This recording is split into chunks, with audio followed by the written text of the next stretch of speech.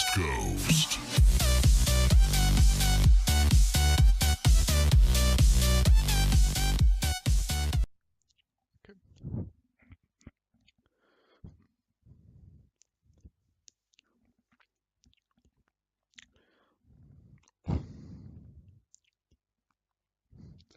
Hello guys, me Switch here, and today I thought that I would be bringing you a new kind of content, so to speak. This time I thought that I would be doing some predictions for the upcoming event, which is starting tomorrow, or actually today, since it's past 12.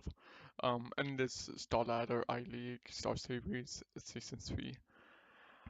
And yeah, basically the event is in Russia, in Kiev, and I thought I would start by speaking a little bit about the event. There will be 16 teams who will face off in a Swiss group stage, which is basically the same format that was used during the E-league major.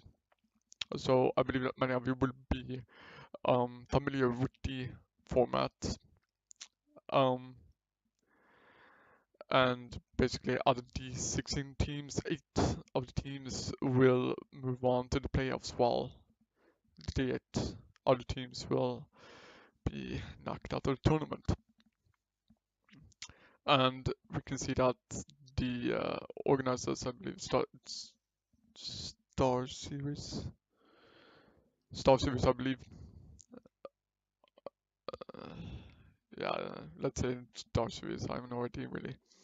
They've divided the teams into 4 pools. Obviously, the first pool is the best pool, second pool, second best, third, and so on. So in the first pool we have Navi, Astralis, Virtus Pro, and SK. Now I can start with saying that I'm not 100% certain that SK or Navi or even Virtus Pro deserves to be there. Um, if we're looking at recent results, and we're talking about LAN results here, not online results, I don't give a shit about online results. Basically, I think that FaZe should be in the first pool. While if we're looking at last major, Gambit should be replacing. Okay, fuck the last major. If we're looking at the last LAN, which was the IEM Katowice, neither SK or VP should be in there. I would say that Immortals should be in the first pool if we're looking at the latest LAN. FaZe replacing Virtus Pro and North replacing Navi. Now, obviously this is 100% accurate because you're going after the overall best team, I suppose, or just the HTV ranking. But yeah, I still believe that FaZe should be in the first pool at the very least. That's me. In the second pool we have North, Gambit, FaZe, and NIP. Now, I don't really think that NIP deserves to be in the second pool because, first of all, they just changed the player Draken. They've had their honeymoon, or I believe that they were still in their honeymoon period, um, where they have won their latest games where Draken have played. I think personally that the mod should replace at least NIP or North. It's hard to say because, I mean, if you're going after the recent results, North have just been playing in the development league for, what's it called? The ECS development league. So they haven't really gotten a chance to face the top tier teams in the ECS league. but they have gotten a chance to beat to play against the top tier teams in the ESL Pro League, Europe League. Um, yeah, I'm torn on that one. I believe that at least Immortal should replace Nip. Um, but again, not just me. In the South Pro, we have Fnatic, G2, Hellraisers, and Immortals. Now, again, Immortals should be in the second pool, in my opinion. Other than that, I don't really have any complaints about the third pool. And the fourth pool, we have CLG, Firepower, Tyloo, and MVP Project. Again, I don't really have anything against the fourth pool. I believe that is, well, it is like it's 100% correct. Um, and we can see that the pairings for the first round of matches, the only one known in Switch system, were made after seeding teams into four pools, as we can see here, and that as a result. Pools 1 and 2, which featured invited teams. Pools 3 to 4, which featured teams that made it through qualifiers. Okay, then, now get it then. Then Emon shouldn't be in the second pool. I still believe though that the face should be in the first pool. Um, Basically the first games are North Immortals, VP, Jesus, MVP Project, SK Tyloo, Astralis, CLG, FaZe, Hellraisers, Gambit, Fnatic, NIP, G2, and last but not least Navi and UYA. What's this? What does it say? It's not UYA. Ah, Five Power Club. Okay, so that's Navi versus Five Power. Now we're going to go through the games, from game by game. I'm actually going to switch over to this tab instead because you can see it a little bit clearer. Also, just going to zoom in. Let's see. So you can see, okay, that's good. So the first matchup, North Immortals. And to me, it's not really that hard, in my opinion. I think that Immortals will win. Immortals they played really well, especially during IEM Katowice. Um, and they've also had some good online results. But in my opinion, I don't really care about the online results, so I'm just going to disregard every single online result that they've had and just go for LAN. So when it comes to LAN, I'm going to go with the models because they played really well during Katowice, and they had some really good results there.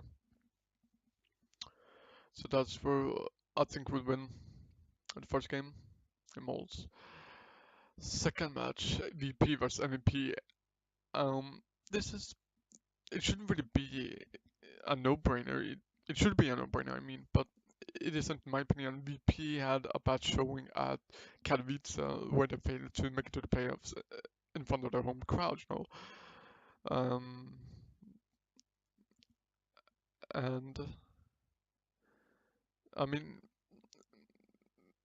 even if we would take that into consideration, I still don't think that MP will be able to win against VP. They might be able to get like 10 rounds maybe, but I still think that VP will be the winners in the end, no doubt about it. So VP will win the second game of the day. Now we have a very interesting matchup, SK versus Tyloo. Both teams have recently, I'm saying this recently because SK didn't do their roster move or yeah, their move recently, but Tyloo did. And I believe that Tyloo have to play with another player. Um, no, it actually says here. BNT transfers to Tyloo and Attacker transfers to Flash Gaming. BNTET will not attend due to visa issues and will be placed by Show King. Okay, so they will be playing with the stand-in. Jesus. And therefore I believe that SK will win. Because even though Tyloo, they are a good team in the Asian region. They're a good Asian team, but I don't think that they have the I don't think that they have what it takes to win against SK while they have a stand-in. So I'm going to go with SK on that one. We're moving on. Next matchup, Astralis CLG. Another interesting one. CLG have had some really good showings lately. For them, I'm going to count the online results because they haven't really participated in any lands with their new roster. They basically acquired Ricky, I believe. Yeah, Ricky from Renegades, and because Sabrosa leave the team, basically. They have had some really good showings online, but taking into consideration that Astralis managed to, show some good results in the IEM Katowice tournament, and that they are the reigning major champions, I'm going to go with Astralis just because I believe that they will be able to beat CLG, even though they just did a boss move, which might mean that that it will be hard to read for the teams. But yeah, so Astralis will, I think that Astralis will win this game. Moving on, Jesus Christ, we have FaZe and Hellraisers. This is a win in my opinion. I think that FaZe will win. FaZe had a fantastic showing at IEM Katowice. That they only got to practice with Nico like 3 days before the tournament and still managed to get to the final, beating Astralis, I believe, in the groups because they came first. Yes, so they kind of beat Astralis. I don't remember how the group stage match went, but anyways, I'm going to go with FaZe because I believe that they are way better than HR, and they've had some good showings in Katowice, and also taking into consideration with circumstances that they had during Katowice, I believe they will be even more dangerous now during Starladder. Um, if I remember correctly, they traveled to Kiev this weekend, something like that, Friday or Saturday. I sort of been boot camping in Kiev for 3-4 days, so they have a big advantage over HR in my opinion.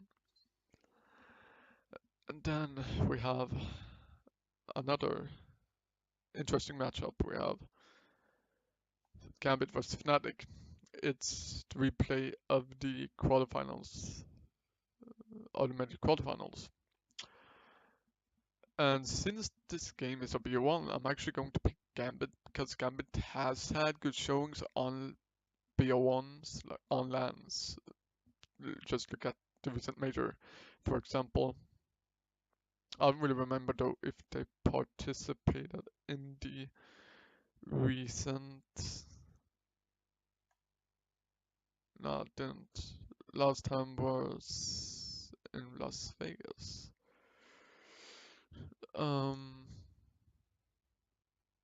Right. So it didn't participate in IM Katowice, and was right. I just had to double check.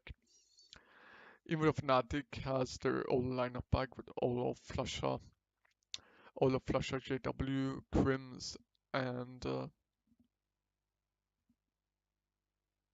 who did I miss? Dennis. I still believe the Gambit will win because they are the masters of BO1s, in my opinion. So I'm going to go for Gambit, but Fnatic could very, very well win. It's a 50-50 game in my opinion. But I'm picking Gambit because of the showings in BO1s earlier. Next game is probably the hardest game of the day. It's NIP versus G2, the two teams with the I would say that has the 3 or 4 hardest, or who are amongst the 3 or 4 hardest storylines of the tournament. G2, the French super team versus NIP with Draken or Draken. Draken. Um, it's a really tough one. G2 didn't play. Oh Jesus! I think that G2 played at a recent LAN. I believe that they've only played at um. Right, so they've only played in online leagues. They've only had online matches. I'm going to go for Nib. I don't believe that G2 have fixed their issues that they had. They've been struggling in the online leagues, and NIP, who's been on a winning streak since Draken came and has had good showings with Draken, will win it again. But I believe that it will be very close. And then team could win it. It's another 50-50 game. So yeah, I'm going for Nip on that one. Then we have the last match of the day, which is Navi versus Firepower. I don't believe that I have to say much. I think that that Navi will win easily. Oh, there might be a chance that they will have a tough time against Firepower due to the fact that Firepower is a unknown team from Asia. They've never been to a online. Uh, they've never played against online. Jesus Christ. They've never played against EU opponents before. I think I might be wrong. I think at least not top tier EU opponents. So that's why I'm favoring Navi, but Navi might very well underestimate Firepower and lose because of that. But still Navi. So basically we have Immortals, VP, SK, Astralis, FaZe, Gambit, NIP, and Navi. But these games, the NRPG2 game, the Gambit Fnatic game, the North Immortals game, and the North Immortals game, those are games that I believe are 50-50 games. But if we're looking at recent results, I still believe that those teams that I just picked will win. And so we're then moving on to round 2. Basically, the winners will be playing in the round 2 high matches. So let's say that every single team that I picked, that I predicted would wins their games. They would be randomly selected, or I don't know how they will do. Anyway, they will be uh, matched up against each other and play. For example, Gambit might get to play against the Moles. SK might get to play against an IP, for example. And then the losers of those games will play in the low matches. And they will also be randomly matched up against each other. And then, as you can see, there can only be 4 winners from the high matches.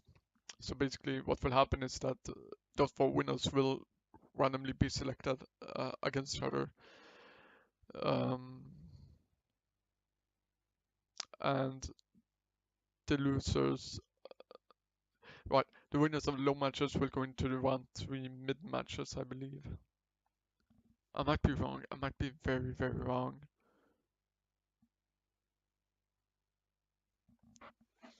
Wait. No, I'm correct. Okay. So losers of the high matches will go into the mid matches against the winners of the low matches. The 4 losers of the low matches will be randomly matched up against each other in the round 3 low matches. Basically, if you lose in the round 3 low matches, you're out. And then it'll be the losers of the round 2 high matches up against the winners of the round 2 low matches. And then you'll have the winners of the round 2 high matches faced up against each other there. And then round 4, basically, I think you have the two teams who lost here will be matched up against the winners from the mid matches.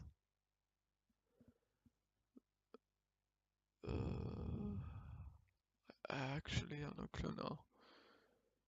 I wonder if HLTV don't have any information on this. Maybe they do.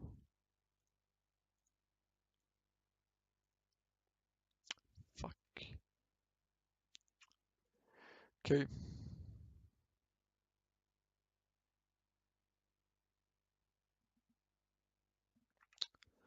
So not sure. Jesus Christ. If there's anyone who has slightest ID here. Right. I'm so fucking stupid, I'm sorry. The winners of the mid matches they will go up against the losers of the high matches in round 3. Um, the winners of the round 3 high matches will move on to the playoffs. And then the losers of the round 3 mid matches will be randomly put up, be randomly selected to play against the winners of the round 3 low matches. There will be two of the winners of there will be two of the losers from the round 3 mid matches that will be selected to play against each other. So that might be interesting. And then basically here in the round 3 mid matches, the winners will. I don't know. I think that this is. Right, so let's just say like this without making it too confusing for you guys.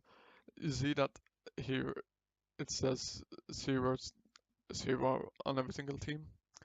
If you win one game, you get 1-0. If you lose one, you get 0-1. Right. If you would lose 3 matches, then you're out. When you win 3 matches, you move on. You can go and lose the 2 first matches and then win the next 3 in a row and still move on. So, right. So not to make it too confusing for you guys.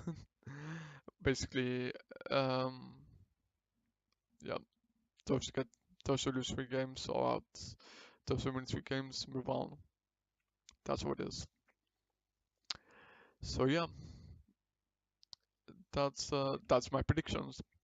But to talk a little bit about the tournament in general, there are some things that I'm actually pretty curious about. They have 5 casters. The Room of Fire guys, obviously, and Similar are back in town after having a break. And you have the two drop the bomb represents Sado or Matt and Henry.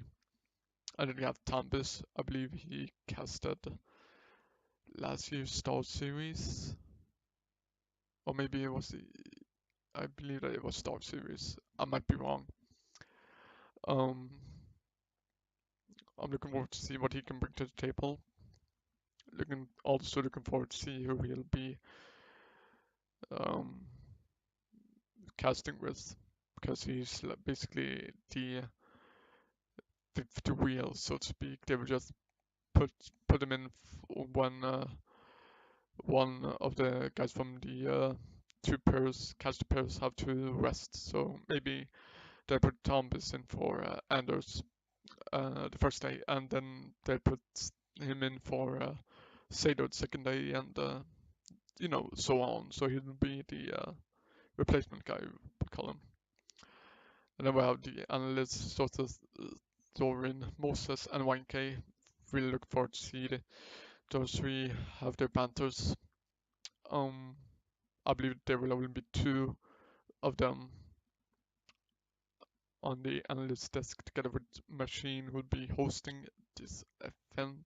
Really look forward to see um, 1K being back. Um, mostly looking forward to these four actually being back together because they always bring banter. You know, they always joke with each other. They always bring some funny aspect into the seriousness. So I really like that. But then we also have like, we also have storylines here. For example, NIP, as I said, just just recruited Draken.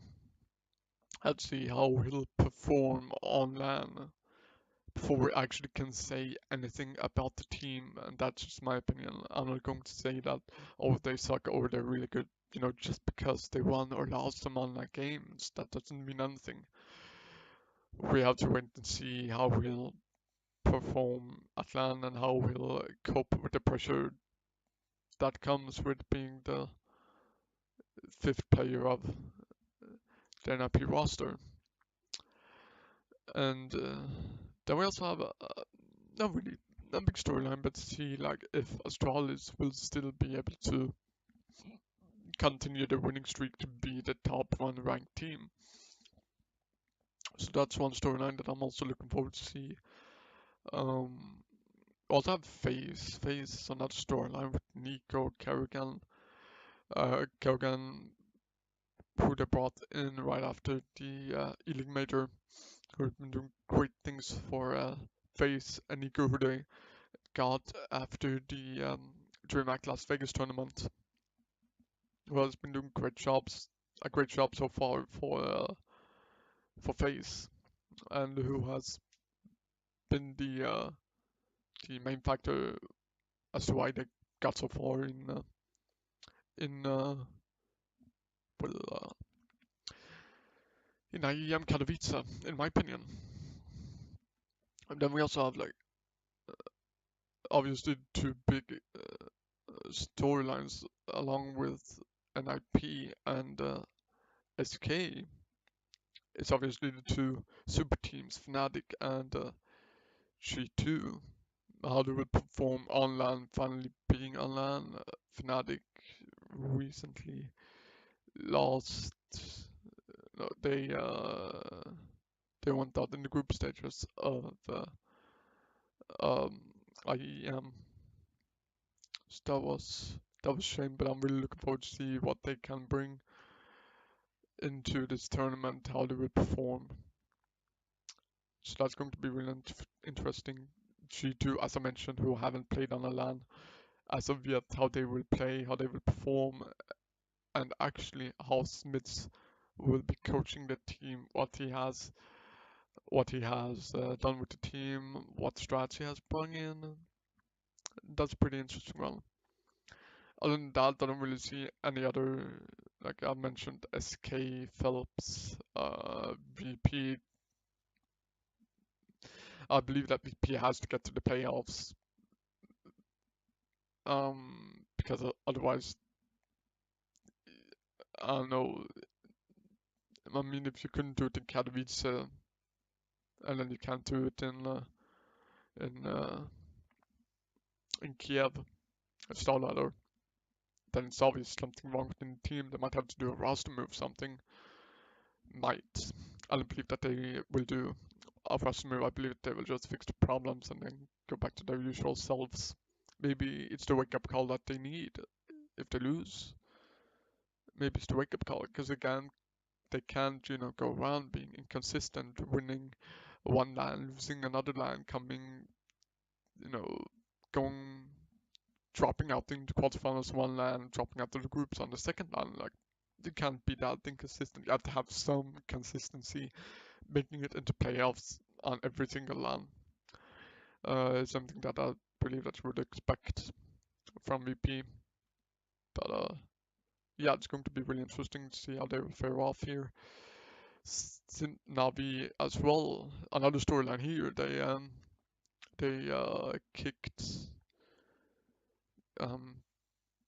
they kicked Seast. No, they didn't kick Seast. Fuck what I'm saying. They kicked Starrix. I'm sorry, guys. They kicked Starrix and they brought in their analyst Andy. Um and I believe that he's been the team's analyst for like 2 years or so, and now he came up and said, "Hey, I wanna try and try and coach the team." He knows what problems the team has, what it needs to do to fix them, and what strategies he needs to implement, um, you know, to the team in order for them to go back to being the strong Navi that we know that they can be and that we know that they are. But right now, it seems to me that they're in a little bit of a slump. But I believe that they don't want to go out in groups and disappoint the Ukrainian home crowd. Home crowd. Um, so yeah, that's going to be really interesting to see. I believe that that was everything that I actually had for this episode. I just want to I just want to say thank you to everyone who's been watching. Um, if you if you want, you feel free to hit the like button. Show that you like the content that I'm doing, and if you like to see me do similar stuff in the future, and also subscribe to the channel so you don't miss you know when I put out videos in the future. If I do a new kind of series, or if I put out a funny moments video, you never know. So make sure that you subscribe to the channel so that you don't miss anything. Um, and also feel free to give me some um, give me some feedback in the comment section. Just say if you think that there's something that needs to be improved. If there's something that you like, if there's something that I could do better, if there's something that I dislike, just some constructive criticism, basically. And yeah, thank you guys so much for watching once again. I'll see you in the next video. Peace.